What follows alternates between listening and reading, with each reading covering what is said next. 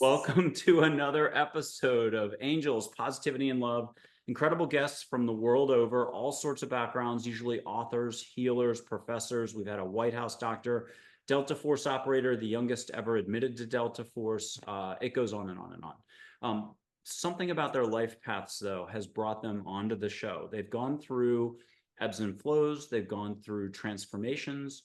They've gone through challenges that have allowed them to grow in consciousness, grow in their roles in society in which they're turning around and helping other people. They could be giving service to others. We've got a doctor who does 7 refugee camps at any one point around the globe for tsunamis, earthquakes, war, and so on, who received a Presidential Lifetime Achievement Award. And today is no exception, coming to us from Canada a second time. She was originally in episode 13 when the show started back in the beginning of 2023. It's Anita Adams. I am a huge fan of Anita's. She's got a book out recently, Whispers of the Soul. It's an Amazon bestseller. You can find her at joyfulinspiredliving.com. But I want to add, she's had a podcast, 136 episodes out or so. It's a weekly. It's the Joyful Journey podcast. I think it's really well named because she's all about the joyful journey, allowing the universe to come in and help you out. She's also about expanding the possibility of that journey and finally tapping your own inner wisdom. So with that big introduction, when she taped before, she was coming to us from Portugal. Now she's back in her native Canada. I'm very excited. Anita, thank you very much. Welcome to the show, Angels, Positivity, and Love. I'm so honored to be here with you again, Michael. And I love the work you do and how you are so committed to your community and being the light in this world. So thank you. Thank you so much. Well, thank you. And again, I am a huge fan. I love what you do. You've got a way with words and being, and I'm getting goosebumps all over. Can you talk to us about how the journey has evolved for you in the last, I'm going to have to guesstimate here, a year and a half or so, because you've had a lot going on. But can you boil it down for everybody? Oh yeah, where do I start on that journey? So year and a half, gosh, so much has happened. My husband and I gave up our possessions and moved abroad for a good chunk of time, and that was really a lesson to me about flow. It's so interesting because at the beginning of that year, I chose flow as my word that I wanted to really lean into, and I feel like the universe gave me so many opportunities to really let go, surrender, and go with the flow and stop trying to control every damn thing. And things really were magical when I let go and go with the flow, because nothing worked out as planned and everything worked out better. So that was our several months abroad in Portugal and throughout Eastern Europe. We did a big trip through Eastern Europe, which was fabulous. And then coming back to Canada and trying to get my book into the world. That was a really interesting experience for me as well, because fear and self-doubt reared its ugly head again. And I find that it's fear and self-doubt, they're such human emotions, and we all have them, right? We all have them. And I really needed to lean in and embrace and try to understand my own fears and what was holding me back. And so the last several months, like I guess since the beginning of 2024, I've been really facing those fears and looking at overcoming them and embracing them and moving through them is probably the better way of saying them. Because I don't know if you ever overcome fears. You acknowledge them and work through them.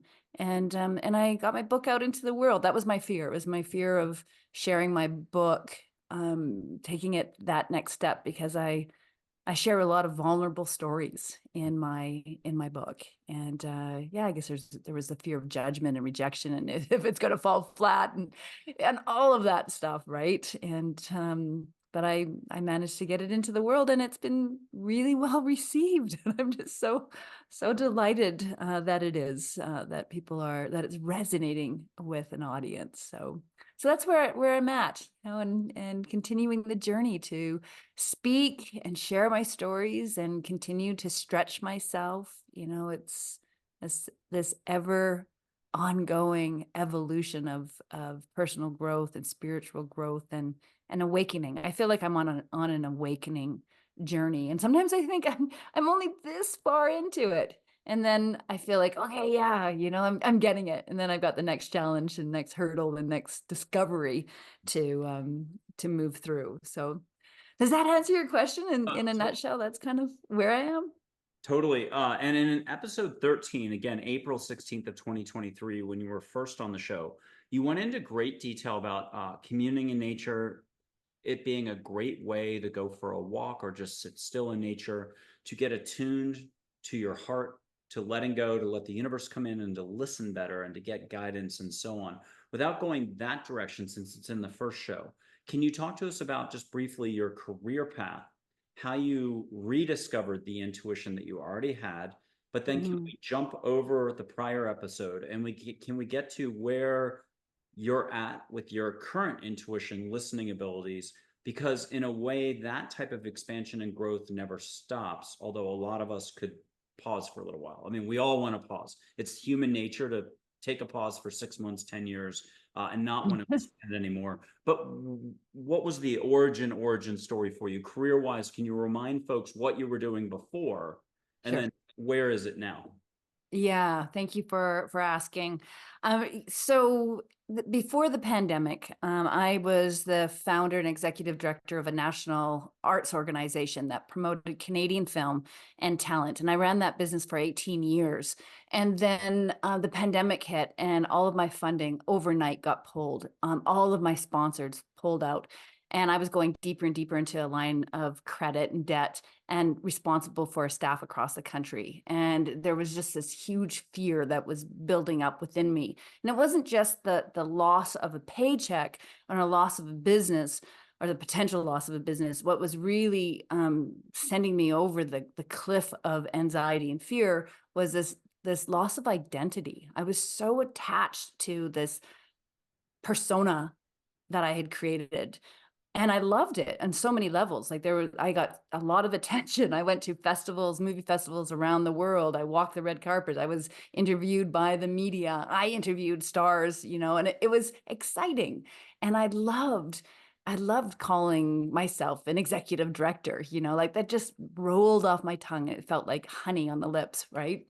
And so when that was threatened, it really sent me into a tailspin of fear and anxiety. And that's what sent me into the woods. That was a business coach actually at the time who asked me, what do you typically do when you're feeling anxious or stressed? And I told her I usually go for a walk in the woods. And she's like, perfect, Anita, this is what you're going to do every day for the next 30 days. You're going to go for a walk in the woods. And my first reaction was like, what? I can't do that. Who has time for something like that? Right. That brain is telling you, you're too busy. You gotta figure out this problem. Well, it turns out it was the best thing I could have done. And I haven't stopped actually. My daily, I call them God walks, have become a non-negotiable. It's just a part of the way I live, because it's during that time in nature where I hear the whispers of my soul. That's was the premise of my book, The Whispers of the Soul. And that's where I find my clarity and confidence to step into who I'm called to be today. And who I'm called to be today is somebody who teaches people how to tune in and listen to that part of themselves, how to slow down and make time for that soul care. It's not just self-care, it's soul care. It's unplugging from the busyness of our day and tuning in to nature, which helps you to be present and really tune into who you are, what you want, and why it matters. And when you can answer those three questions, you can find your path forward. You can confidently find your path forward. So that's the work I do today. And I do that in multiple ways. I share, as you mentioned, some of that is on my podcast, but I also run retreats. I have coaching programs. I do a lot of one-on-one work. I love the one-on-one because you can really take a deep dive into understanding what is keeping you stuck. And that's it. People are coming to me because they feel stuck, whether it's stuck in a job they no longer enjoy, a business that they started, but they realize that they no longer have the passion for, feeling stuck and uncertain on the direction to take now that they, are a certain stage in their life. Maybe they're empty nesters or retired and they don't know what is their purpose right now and they're feeling really stuck or stuck in a relationship. We change as we grow, as we evolve, and my mission is to help people change with what's changing around them, to help them really tune into who they are today. And I love that work. I love doing retreats as well. I've got another retreat coming up soon that I'm really excited about hosting because it's fun. We play. That's, you play. That's one of the things I love about you. You're so playful. You always got these corny dad jokes and you just, and it's life should be played. And I feel part of my mission, and I think part of yours, is to help people remember to play. Well, thank you. And before the show, we were playing just a little bit. Yes. Okay, so you're all about clarity, dusting off, polishing. I don't know which way to say it, but if I'm going to take a stab at it, everyone's got inert, but innate is what I was trying to say. But it often becomes inert or not moving. We have innate abilities that never left us. So this isn't about necessarily gaining or losing anything. But Anita comes in and helps you say, "Whoa, Nelly," for all the horses that are galloping along. And then you take stock and then you realize, hey, and then take it from there. What's the hey about? And I don't mean hey, what the horses are eating. I just mean like, hey, you just have to reorient. That's what you do for folks, is help them, Yeah, reorient. You used the word remembering earlier, and remembering who we really are, and that's a big part of it, right? Is remembering, and in the remembering, we spark that joy, and that's so important that we live life from this place of joy. And joy doesn't mean the absence of pain, doesn't mean the absence of suffering, and we need to find more joy and create the joy in our lives, because that's what life is. Life is full of all of that. And sometimes I think people forget about the joy part. They're so consumed with being busy, wearing that busy badge, and I'm so guilty of this, Michael. I still do. I wear the busy badge like nobody's business, right? And that's why I have to insist that I go for a nature walk. That's me. And sometimes it's really like physically forcing myself out the door and get out and play and unplug. So I feel like it's almost like an epidemic where we need to relearn how to play and unplug.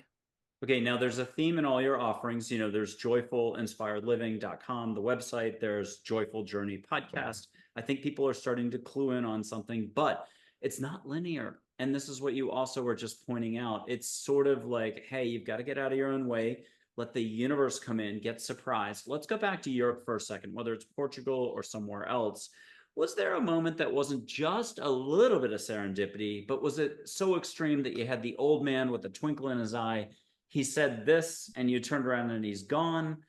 And you were like, whoa, that was the universe physically here helping me out like firsthand. Or was it something else that's a serendipitous, synchronistic experience that you can share with us? Yeah. Oh gosh, there's so many different what story do I want to share? Which one can you share? Yeah, no, there's a few. I think perhaps one of the biggest one, it was from a few years ago. It was at the beginning of this transition for me. I don't know if I shared it in the last episode that we did, but it's such a powerful moment, and I would love to share it again. And then if there's time, I'll share the one that happened in Europe as well. But so my husband and I, this is I guess about 3.5, maybe close to 4 years ago, we went on a kayaking trip. It was a big adventure it was like a 1 month kayaking adventure, crazy, but fun. And on this trip, we were paddling along the coastline, and suddenly, like I'm really hungry. Like I'm like, I got to eat now. And my husband knows the signs, right? Like I was getting really irritable and miserable and snapping at him. And he's like, okay, let's just pull into this little bay over here and we won't get out of the boat because we got to make some headway today, but let's just have a snack. And so we pull into this bay and I've got a bag of treats. They're like Smarties and nuts, my trail mix bag. And it was wedged in on the side of my boat between the seat and the sidewall. And so I'm trying to pull it out and I'm yanking and because I gotta get to this food, right? And I pull it and it catches on something and tears in this big hole and all of my treats come tumbling out. This is fairly early. It's only maybe a week into this month-long trip, and this bag has got to last me, And so I'm like, oh my God, my Smarties. And so I'm trying to get it all sorted out. And Tom is like, my husband's like, let's just pull onto the shore and we'll get you a new Ziploc bag from the back hatch.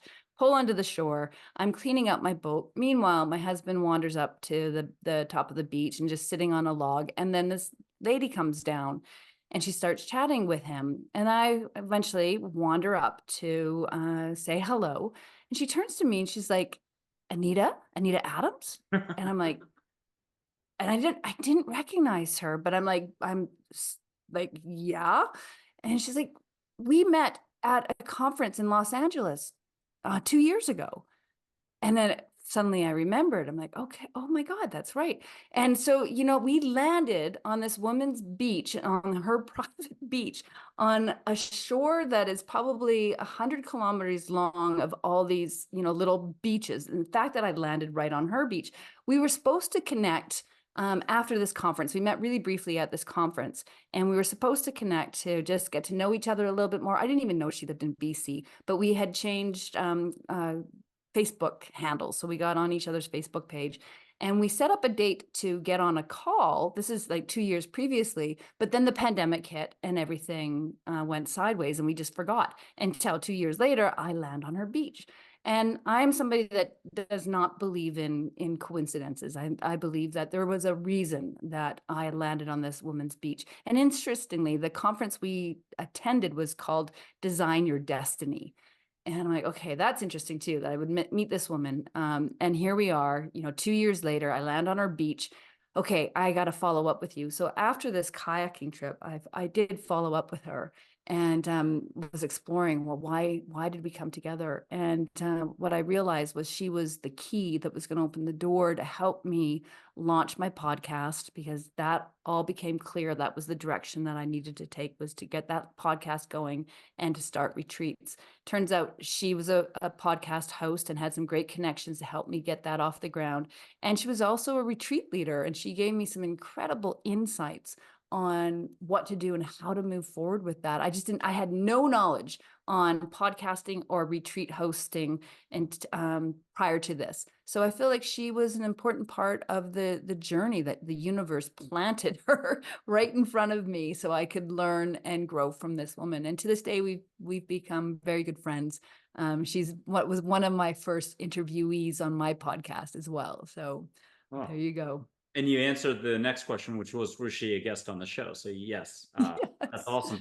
Okay, Yeah. Back to Europe though. What happened in Europe that you can share, and what left you just scratching your chin, scratching your head, saying, Yeah. it happened? Yeah. So this was another interesting little experience. So our plan was to live in Portugal. We tried to get an extended visa, but for a number of circumstances and reasons, that just didn't happen. We had to leave Canada before the visa was approved, and you have to be in Canada to get the visa. And we knew we weren't going to come back to try to get it to go back. So after 3 months, we had to leave Portugal. We had to leave it's called the Schengen, so a number of European countries. I think it's like 27 European countries are part of the Schengen, and we had to leave that region. And we had no idea where we were going to go, what we're going to do. And we met this man in a gas station, and he just started talking to us about Albania. And he's like, if you get a chance, you should really go to Albania. And Tom and I are like, Albania. Where is Albania? Like we didn't even know, and it's right below Croatia. And Croatia is part of the Schengen. We had initially wanted to go to Croatia, but it became part of the Schengen at the beginning of that year. We couldn't believe it. It's like, what? So we're not going to Croatia. And then he just disappeared. And it was just like, wow, where did he go? And it was like, okay, Albania. Let's look into Albania. And so my husband and I looked into Albania, and it was incredible and most remarkable experience. And we did a cycling tour through Albania, and I'm so grateful we met this human being. But it felt like he was somebody that just popped into our life at a gas station, and then dropped, you should go to Albania out of the blue, got in his car and drove away. And I'm like, okay, I guess Albania. Can I put up a photo of Joy and Charlotte and you'll hear from them what the backstory was on the guy in the car. You don't have to share it out loud, but if you get Okay. something that's appropriate for public consumption, you'll share. But this is going to take all of 10 seconds or so. And for the audience at home, if you want to put your hands up and just feel the vibe through two screens, feel like put one hand up for Joy, a different palm up for Charlotte, and feel two different vibes at once. The brain can only track like one or two things. It's not too sophisticated. The heart is like, I got this. And breathe extra. And what else could I tell you? Ask for flowers or ocean smell. Juggle a bunch of different balls that the senses can handle. But the brain is like, I'm out of here. This is too much love. All right, Anita, are you getting anything on the old man in the car? He wasn't an old man. He was a Or young man. young man? Yeah, just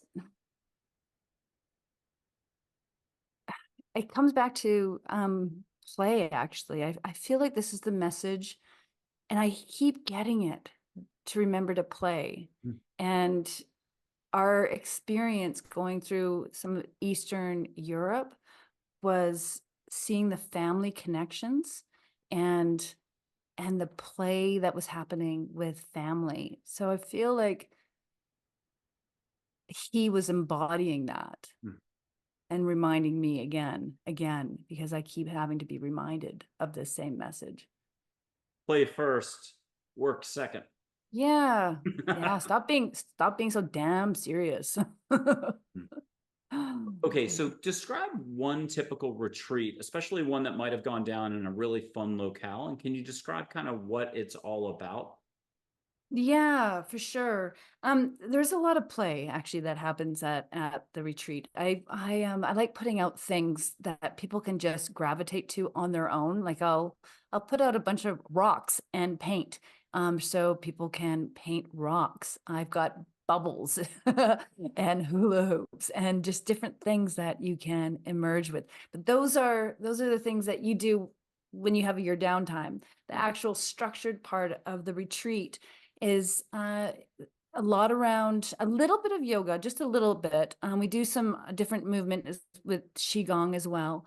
The whole intention is to get out of the head and into the body. So we incorporate a number of different movements, dance. I even bring in dance at different points. We do some chanting, some of the play that I mentioned, and also connecting with nature. So I do a guided walk through nature, where I'm guiding. It's a silent walk, but we stop at different locations on the walk to, the first location is just to really take in, what do you notice with your eyes? What do you see? Can you, how many different shades of green can you notice? What different birds can you see? What are the clouds doing? Like just really trying to notice everything in your environment. We take a few minutes with that, and then we go to another spot on the walk, and now it's like, what do you smell? Really focus on smelling the environment. And we do that for, what do you hear, see, smell, feel, taste even. And we'll be, like, there's, depending on where we're at, often there's wild berries that I know that we can safely sample. And it's this exercise really drops you into your body and gets you present. And then we carry on with our walk. And the rest of the walk is about really going in and tuning into what you feel on the inside. what's going on here? What do you hear bubbling up from within? And to listen to that without judgment. What images appear in your mind's eye? And then we come back and we'll have a conversation about the things that what were experienced. We'll do some journaling. I'll lead them through a journaling exercise, and then we go into some more teaching. So there's a lot of discussion and self-exploration, creative writing, and movement. Can you talk to us about compassion, gentleness? I'm going to lay out like a sushi menu, and just whichever one kind of seizes you. Can you talk about compassion, gentleness, kindness, angels, the universe, inner wisdom or guidance? And then finally, I'll throw out a bunch of kind of keywords. They mostly start with the letter A: appreciation, attitude, allowing, attention, awareness. How about that? Anything that seized your attention and you're like, oh, I want to talk about that. Well, I feel like it's all connected, though, right? All of this is compassion, awareness, appreciation, kindness, inner wisdom. It's all, you know what it's all connected to? And it's self-love. Self-love. When we love ourselves deeply, that's where we can be compassionate with ourselves and compassionate with others. When we love ourselves deeply, we can truly love somebody else. When we love ourselves deeply, we can be appreciative of what we have. And it all feeds itself. And this is a big part of what I teach. It's a big part of the retreats. It's a big part of walking in nature. Nature to me is more than just connecting with your environment. It's more than just getting present. That's a key part, is getting present. But it has done for me and so many others. It's help them find an appreciation of self. One of the most beautiful things that I experienced in my time walking in nature is starting to recognize the imperfections of nature and how perfect the imperfections are, like that big burrow growing out of the side of the tree, or how that tree kind of almost looks like something out of a Dr. Seuss, cartoon, where it's kind of got this swirl in it, or the what is it called? The dog's vomit slime mold. That's what it's called, dog's vomit slime mold, and it's this yellow mass of fungus, and it looks really interesting and kind of beautiful in its weird way. And it was connecting through nature and noticing these imperfections and really appreciating these imperfections that I started to reflect on my own imperfections and appreciating those imperfections for what they are and who I am. I am all of that, belly, fat, wrinkles, and all. And so self-love is how I believe we move forward in this world and creating a better world. We start with loving ourselves deeply. And when we love ourselves deeply, that's when we can listen to the inner wisdom, that voice that whispers to us about our potential and the greatest possibilities for our life without judgment. And that's the important piece, that we listen without judgment. And the judgment is, it's fierce. It tells us we're not smart enough or talented enough or capable enough to do that thing that our inner wisdom is trying to guide us to. The truth is we are so capable. We are talented. We are smart. We are so powerful. And we have to remember that. And our time in nature helps us remember. Okay, I'm going to read some quotes to you. They could be Wayne Dyer, Eckhart Tolle, straight from angels. Who knows? I'm randomly doing this. I got 18 pages of quotes I thumbed through, but I do have one that I just thought of a second ago. It's from a NASA astronaut, Story Musgrave. He said, getting out of the comfortable path. That's what exploration is all about. So there's your first one. You can pick any of them. You could pick all of them. You could just have a reaction and take us in a new direction. But whatever pops up, this is sort of spontaneous. Here's one from Star Wars, Obi-Wan Kenobi to Luke Skywalker. Wouldn't have guessed I was going to pick this. Okay, Luke, you are going to find that many of the truths we cling to depend on our own point of view. And then Eckhart Tolle, feel yourself being an opening through which energy flows from the unmanifested source of all of life through you for the benefit of all. And I know there's a Gary Zukav quote that's very similar to that. That's incredible. We'll leave it at that. Getting out of the Read me the Obi-Wan Kenobi one again. Yeah, Luke, you're going to find that many of the truths we cling to depend on our own point of view. And then the very first one was getting out of the comfortable path. That's what exploration is all about. Yeah. I really like the Obi-Wan Kenobi quote, and perhaps it resonates with me so much right now is because I've been really examining the stories I'm telling myself and what I'm clinging to. And we all have them, right? We all have them. You used the word awareness earlier, and awareness is so key to creating any kind of lasting change. So when we hear ourselves telling a story like one of my stories that I've had to work really hard to overcome is that I'm not smart enough. That I'm not smart enough to write a book. I'm not smart enough to do this or that. That is a big Achilles heel that I've worked hard to overcome, and yet it still emerges every once in a while. And it can shut me down. It can shut me down. If things don't work out the way I planned, I'm like, the first thing that will come up is like, wow, how come it didn't work for me? I must not be smart enough to do that, right? So, and I know, so we need to challenge those stories, and we create our reality based on the stories we cling to. So recognize the stories that you're telling yourself. I like to journal to help dissect the stories and ask, is that really true? That's a good phrase I come back to all the time. Is that really true, Anita? Like, no, of course it's not. Not true. But we need to ask ourselves, is that really true? We need to challenge ourselves with the stories if we're going to successfully let go of those stories. And it's the stories that hold us back from stepping into our greatness. I'm going to come back to quotes in just a second. We'll do it again. But Geronimo, the older Geronimo photo that he said once, many questions, one answer. And I loved it. So Zen-like, actually. Can I put his photo up? And if you just get a pulse, a push, a topic, a reminder, can you take us in a new direction? It'll be the universe. It'll be Geronimo, but I'll put his photo up with your permission. Okay. And anybody at home, you can put your hand up. You can ask for a hug. You can chat with him directly. He's very slang, informal. Yeah, nah, duh. You already know the answer.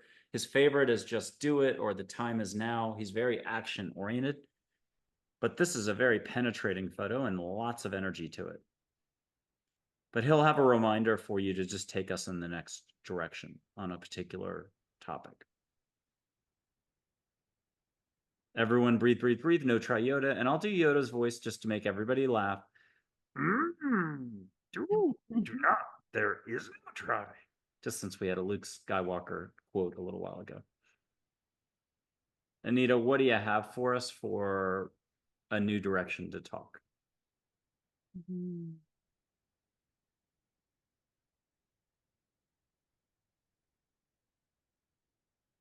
Few things are coming in. It's not, I don't know if it's a new direction. It's letting go. Yeah. Not always easy, letting go. That is the rub. It is the rub, isn't it? It's the rub. Yeah. What is it that you were being called to let go of? And I'm not asking, I'm asking anybody who's listening, what is it that you're being called to let go of? I've got a few things, but maybe we just need to work on one, right? One thing at a time. Yeah. Well, that reminds me of here, I'll do it a different way.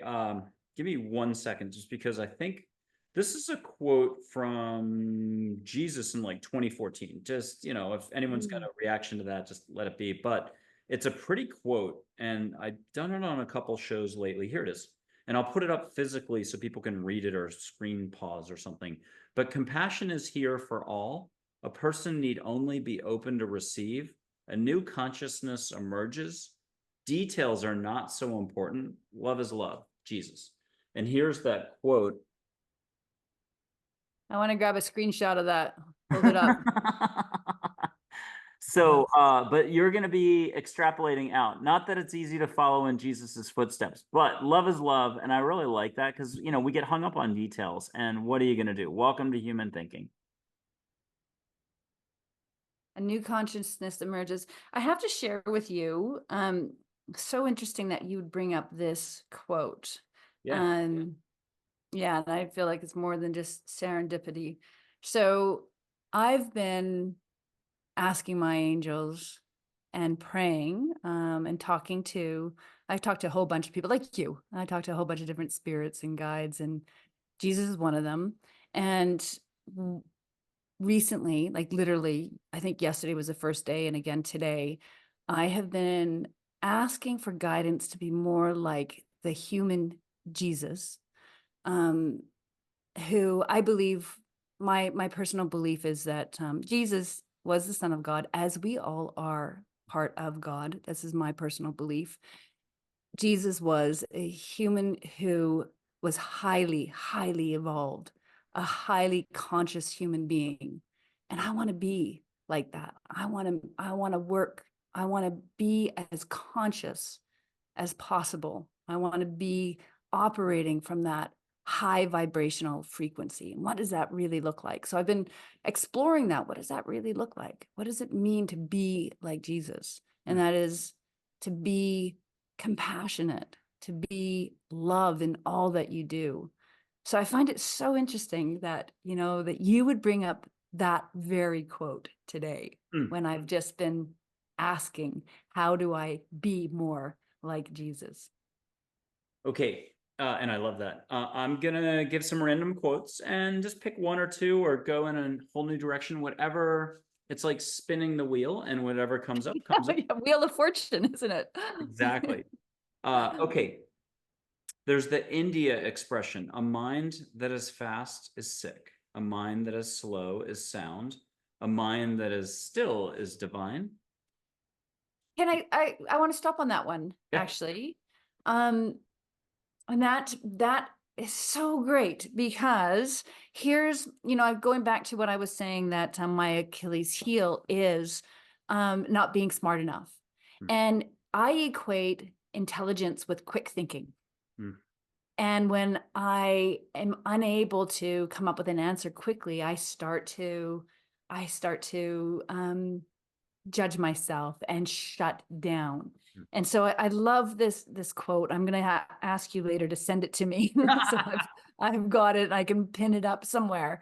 It's a good reminder, and even like when at the beginning of before the show, before we aired, I said to you, I want to go slow because I need the time to process things.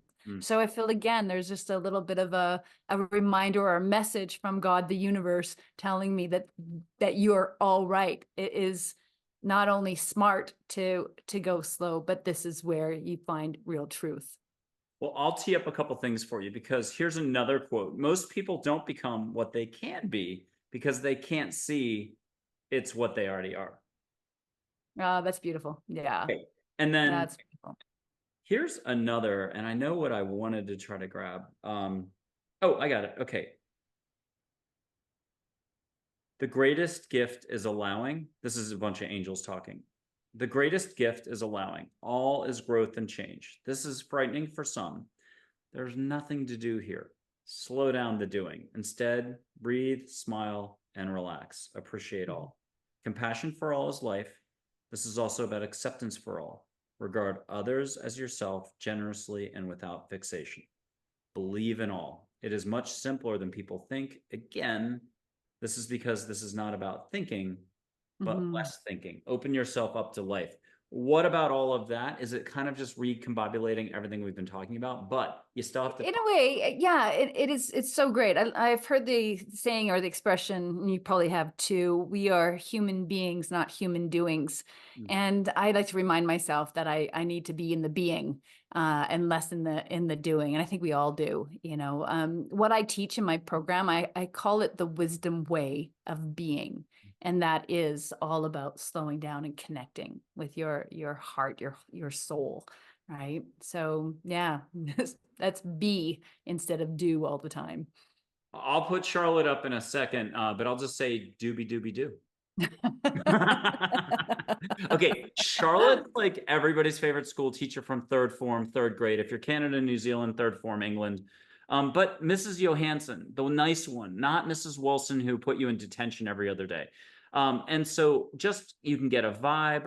See if I can get her straight here. Get a vibe, feel what you can feel. If you want to smell flowers, you want to smell incense from ancient Egypt. I challenge some of the audience. If you could type out, though, this is a great time for me to do my public service announcement reminder. Subscribe, like, comment, enjoy, obviously, duh. But share this as well. And what have you enjoyed so far about Anita Adams's talking points, or just what has resonated? I just 3 words. I like Anita. We are so shy on this channel. 430 to 490,000 views in 2 years, and people are sometimes quiet as mice, and it's okay. But type something in, even type a heart. Emojis work. Do an emoji, sailboat, a heart, you name it. Do a flower. But catch flowers from her, catch incense from ancient Egypt. If you have to close your eyes, fine. Anita, have you already, give me a thumbs up if you've gotten the topic that she's given you, or a reminder on something. Did you get your, Yeah. okay, good. What do you got for us? Gratitude. Yeah, yeah, baby, yeah, like Yeah, Austin baby. Powers. Wait, I can't do it though. I can't even, I don't watch the movie. Yeah, baby, yeah. Okay. Yeah, yeah, yeah, baby. Okay, but now gratitude, and then people say, is it attitude is gratitude? Gratitude is attitude, something like that. Attitude of Yeah, it's more, I think it's more than attitude, it's again, it's a way of being. How do you practice gratitude? And it shouldn't be like 10 push-ups, like I just got to get through this. How do you practice what is your gratitude practice? gratitude. And it's a heart opener. Gratitude is such a big heart opener, and that helps you connect with that soul voice, that inner wisdom, your higher self.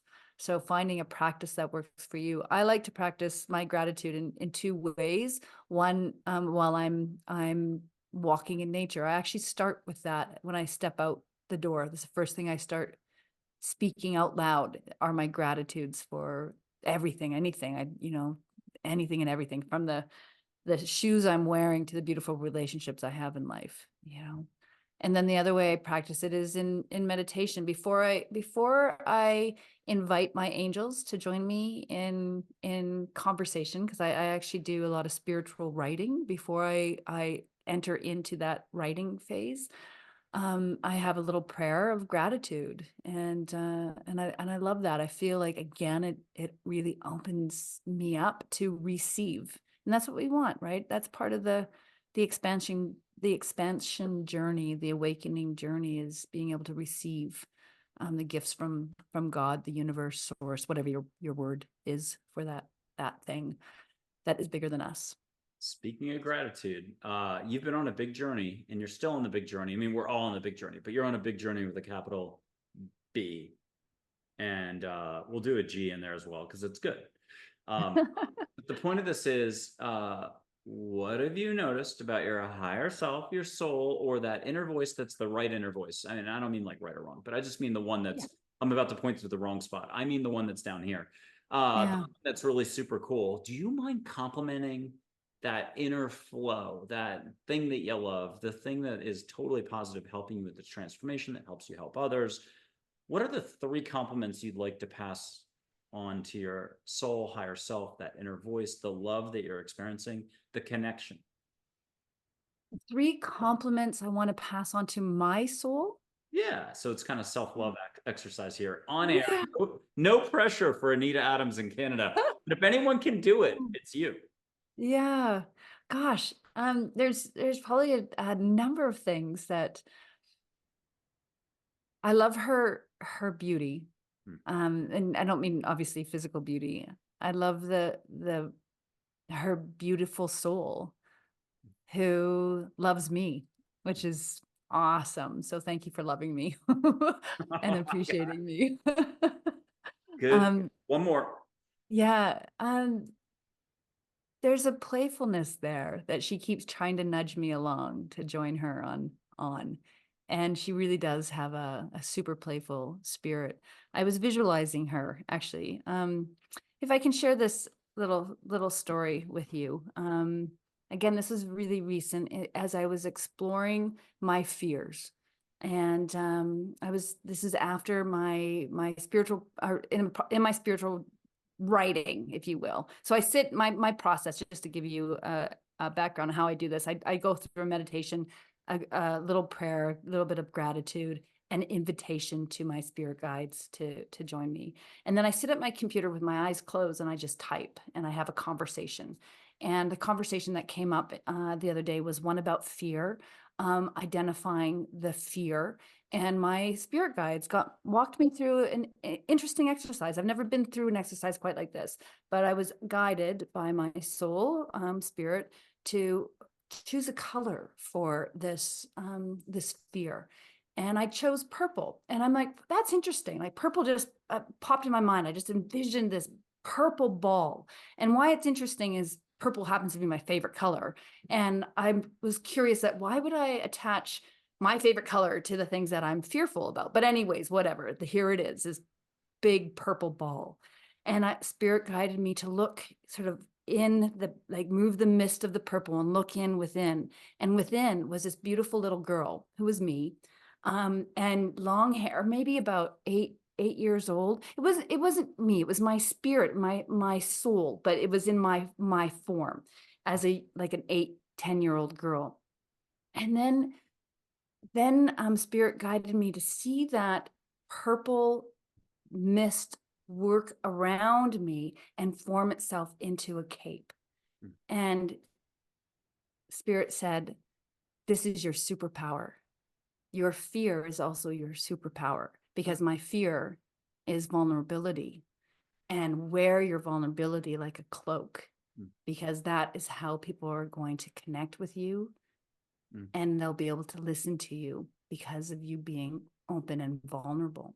And so I have this vision of me standing in that superpower pose with your hands on the hips and this beautiful purple cloak billowing behind me. So there you have it. Oh my God, I loved it. I'll see if I can find something. Well, here's what would be a mantra, or what would be something that you want to give to us all? Oh, never mind. I got it. Okay. So it's not purple, but it's close. Yes. Okay. There you go. We're going to do the angel joy before we wrap things up. We have one more angel to go, but I'm going to buy time and I'm going to do sage first. That's a staple on the show. I light some sage. I waft it with a red-tailed hawk feather. And people can smell it where I'm going to lose all my English. People can smell it if you're in New Zealand, Germany. I had 2 Brisbane, Australian podcast hosts. I was the guest. Smell it sitting on a couch. I used to say Brisbane, like I mispronounce everything else, but it's Brisbane. I'm going to light some sage. You can catch it at home. I've only got one rule or structure. What is it? Set your intent. Ask the universe to make it nice. Angels, help me out of my head, into my nose. Forget the heart. Help me with the schnoggin, smell some sage. Maybe it's your heart doing the smelling without smelling, the Zen thing. Who knows? You'll figure it out. But if you're really super groovy cool or already wildly intuitive, ask for flowers. So sage, flowers, and ocean if you really are crazy. Cray cray, close your eyes. Go for a trifecta or a triple tiered tiramisu, no calories. Here it goes. I'm going to light some sage. If I've got a lighter, hold on. I'm in Texas. This is sage. Crate and barrel tea light in there to keep it from burning the rainbow shell. And I'm switching lighters. Hold on. And then I'm in Texas. This is going to go through 2 screens to Anita. Now, we did this on the original show, I think. And we also did this before the show. And pretty much almost every guest minus 2. Plus, I forgot 2 other guests to ever do this. I was having so much fun with them. I forgot to even light sage. I forgot to do anything. It happens. I forget everything. So forget what you think you need to know. Be in your heart. Remember to remember, if you can remember, when you remember what, it doesn't matter. Just be love for a split second. Catch some sage. And if you want an unofficial rule, breathe through your mouth or through your nose. Either way, heave ho with the shoulders. Like you're in a mean yoga class and I'm the mean yoga instructor yelling, breathe, breathe. No Yoda voice, though. Again, I'm not going to do that again. And are you getting a little bit of sage in Canada? I am. Yay. We can't blame Canada. Okay. Ask for anything else. You can keep that private, though. If you want to whoosh down your back, why let linear be ho-hum? I mean, not that sage isn't amazing, but ask for a little extra oomph. wind in your sails. Why not? If you don't ask, you don't get. And then when we come back, what's a reminder for us that's just spontaneous, Anita? And then I'll show some energy on the screen, and we'll do joy and we'll wrap up the show. But first, what are you getting reminded or called to just touch upon? I'm going to stick with the theme, play, because we need to play, and I want to play. I want you to play. I like it. Have some fun. You know, Play-Doh is just the word do in there. So, That's okay. awesome. And also, there's a Japanese word. Now, I'm going to slaughter this, but I did work it into my Glow Stick Zen book. Do with a funky accent is like a very important process of like being. But I can't remember a thing about that book. It was from 10 years ago. Okay. I'm going to do something else that requires nothing, no participation except just be. See with your heart, you'll see a little bit of light between my fingers. Then we're going to do joy in a little bit as a wrap up. And then you're going to close this out, Anita. And as a show host with 136 plus episodes, your latest being June 24th on the Joyful Journey podcast, I can actually remember something. So you know how to close shows out. So you've got all this time to work on a close.